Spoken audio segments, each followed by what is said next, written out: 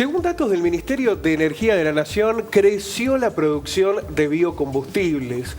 Un desarrollo tecnológico que permite sobre la materia prima avanzar en la creación de combustibles y promover, por ejemplo, grandes plantas como las que se han generado en la provincia de Córdoba. Sin embargo, hay un freno que está ligado, por ejemplo, en el caso del biodiesel, con lo que sucede con los Estados Unidos. ¿Cuál es esta realidad? ¿Cómo analizar esta radiografía de los números? Para ello hemos citado al titular de Bio 4, Manuel Ron. Manuel, muchísimas gracias por estar. Gracias por la invitación. Ha estado hace días nada más con el ministro de Energía, Aranguren. ¿Qué percepción le dejó el ministro de lo que significan los biocombustibles para la Argentina? Tuvimos una reunión muy buena junto con el municipio de Río Cuarto. El intendente nos acompañó y algunos funcionarios a esta reunión. Y bueno, fue muy buena, muy positiva, porque desde el gobierno nacional los biocombustibles están en la agenda y van a seguir creciendo, o sea, en cuanto al uso doméstico, ¿no? Al uso que es lo que regula el Ministerio de Energía. Con respecto a la exportación ya es una cuestión de mercados, pero para internamente por una cuestión de sustituir combustibles fósiles, porque son más amigables con el medio ambiente los biocombustibles. Hay una política de crecimiento y eso es muy bueno para el interior del país porque significa más crecimiento de las plantas que ya están instaladas, mayor transformación en origen y que es derrame para el interior. ¿Qué volumen se está produciendo de biocombustibles en el territorio nacional y qué porcentaje representan en el total de los combustibles? Hoy en el caso de la nafta, que se mezcla con bioetanol, que es lo que hacemos nosotros, es el 12%, que es más o menos 1 millón de metros cúbicos al año, es lo que se está produciendo de bioetanol. La mitad viene de caña de azúcar, la mitad de maíz, nosotros estamos dentro del sector de maíz, y en el caso del biodiesel creo que es un 10% el corte. Yo no soy un especialista en biodiesel, pero que es un 10%. Y que en ambos casos se puede seguir incrementando. Hay muchas experiencias de otros países. Brasil tiene el 25% de corte en las naftas y tiene un quinto surtidor que es el alcohol hidratado. O sea que vos en los autos que son flex podés cargar alcohol puro, que eso es lo que estuvimos charlando con el ministro, donde la municipalidad está queriendo desarrollar un plan piloto para una flota de autos flex. Ya vamos a estar analizando, ampliando este detalle, pero queremos ver en números lo que señala el Ministerio de Energía para poder evaluar precisamente estos datos. La producción de biocombustibles con aceites vegetales, principalmente de soja o procesados a partir del maíz y la caña de azúcar, registró un importante aumento del 38,7% en el primer bimestre del año. En el bioetanol se registra un incremento interanual en el primer bimestre del 23,8%, hasta un nivel de 164.351 metros cúbicos. Para el biodiesel, el aumento en las ventas fue del 67% frente al mismo lapso de 2016. Bioetanol, en el primer bimestre el volumen producido en base a maíz creció algo menos del 6% interanual, pero el elaborado a partir de caña de azúcar aumentó casi el 58%. ¿Cuál es la ventaja, Manuel, de utilizar los biocombustibles? ¿Cuál es en comparación con lo que son los combustibles tradicionales? La principal ventaja es que son más amigables con el medio ambiente, como cuando uno combustiona un biocombustible, el dióxido de carbono generado, que es el principal gas, vuelve a la atmósfera, pero es captado por un cultivo y es vuelto a través de ese cultivo a transformarse en biocombustible, y es un círculo renovable. Cuando uno saca petróleo del subsuelo y lo quema, es que sigue sacando petróleo y lo quema, y el dióxido se va acumulando. Y el dióxido en la atmósfera es el principal causante del efecto invernadero, de que se vaya calentando el planeta, ¿no?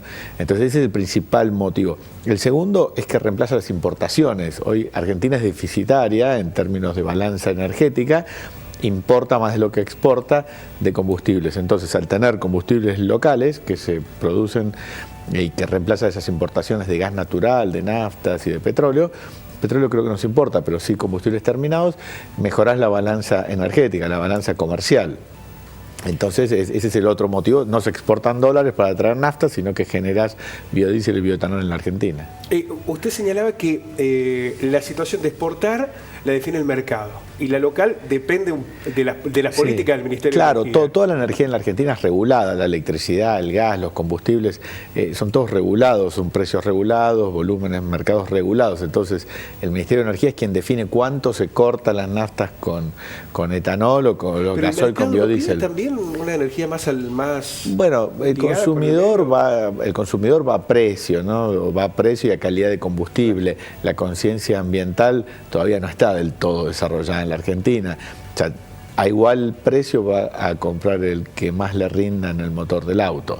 O sea, eso es algo, son políticas de Estado que tienen que articularse para incentivar el uso de algunos combustibles que sean más amigables con el medio ambiente. Y en el mercado internacional, ¿cuáles son los principales compradores de biocombustible argentino? Y el año pasado fue Estados Unidos, ¿no? Que es donde está ahora esta causa de dumping, que evita que ingrese creo que fue uno de los temas de la agenda bilateral que tuvieron Macri con Trump, pero bueno, es un tema mucho más voluminoso que el de los limones en términos de dólares, y que bueno, hay de parte de la industria de aquel país unas trabas o han puesto una cuestión de dumping. Aquí no se hace dumping porque, como te dije, no soy un experto en biodiesel, pero no está subsidiada la industria del biodiesel, ni la industria de la producción de soja, ni la producción de aceite en la Argentina.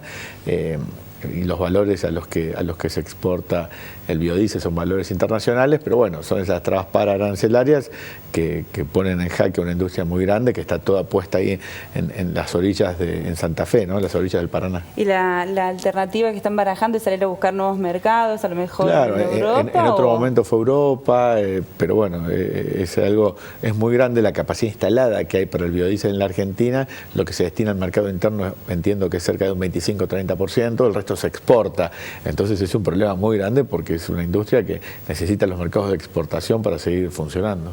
En la evaluación del conductor o del fabricante del auto, en la comparación de precios, en cómo impacta el biocombustible en el rendimiento del auto, ¿cuál es la diferencia entre el biocombustible y el combustible común? El alcohol tiene un menor poder calorífico que la nafta, o sea que vos llenás el tanque con alcohol, si fuera alcohol puro, y te rinde un 70-75% de lo que te rendiría cuando anda con nafta.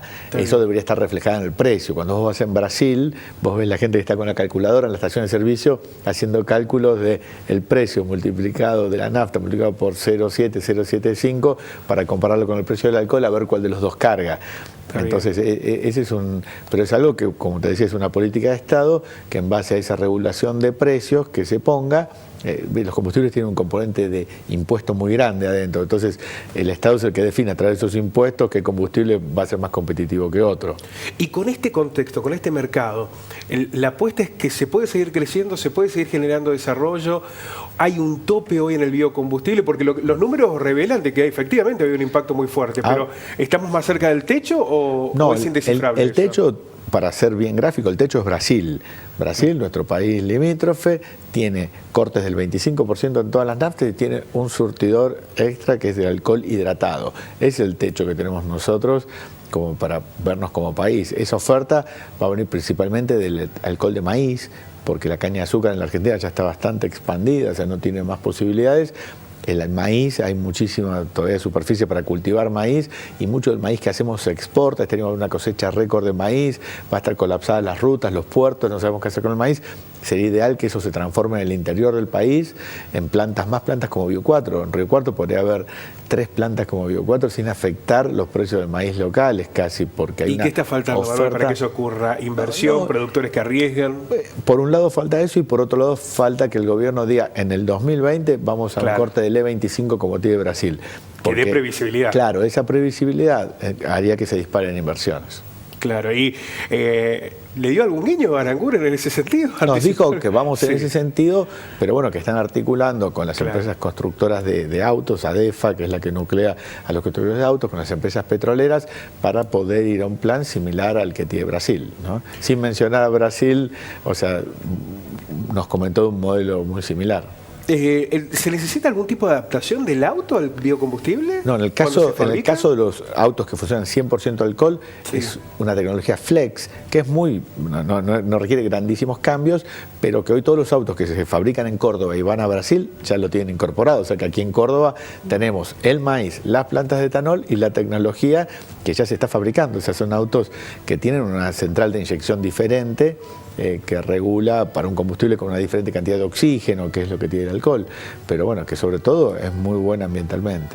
Uno piensa, por lo que hemos descrito, que habría como tres ejes. Por un lado, el eje político para el desarrollo de las energías alternativas, por el otro lado, el eje del mercado, cómo se define condición de mercado, y que hay también un aspecto cultural. Veíamos, hace muy poco tiempo hablábamos con el intendente de Achira, hay un parque eólico que se va a hacer allí en la localidad, que va a generar muchos puestos de trabajo. Hay algunas otras apuestas de energías renovables, ya sean combustibles o falta también que cambiemos ese eje, que la vida no se reduce al petróleo, ¿no? o a la energía eléctrica que nos llega a través de, no sé, de una represa, ¿no? Que debemos apostar. Y te digo, es muy interesante los países que de alguna manera hicieron más verde su matriz energética, crecieron económicamente. A diferencia de uno cree que a veces hacer una matriz más verde te quita competitividad, porque dice, no, generar energía eléctrica con petróleo es mucho más barato. En realidad pasa al revés, cuando vos transformás la matriz en una matriz más renovable, eólica, solar, biocombustibles, biomasa, eso genera desarrollo, porque genera industrias, nuevas industrias que generan desarrollo, que después empiezan a exportar tecnología. Entonces, a la larga termina siendo un círculo virtuoso donde países que se recomponen su matriz a una matriz más verde, más renovable, terminan teniendo más crecimiento económico que los que no lo hacen.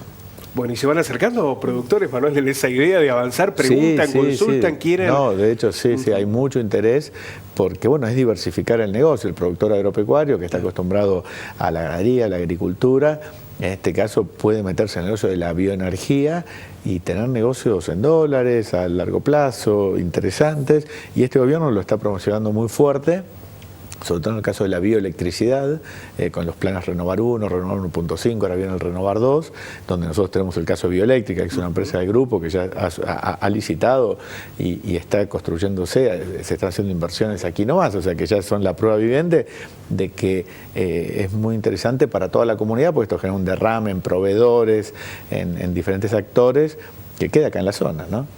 Manuel, muchísimas gracias por ayudarnos a interpretar un contexto que cada vez se nos va naturalizando más, nos vamos haciendo más amigables de estos datos, de estas cifras, de estos contextos, porque además definen en muchos casos el desarrollo productivo de nuestras localidades en diferentes provincias. Así que muchísimas gracias. Gracias a ustedes. Gracias por venir. Por favor.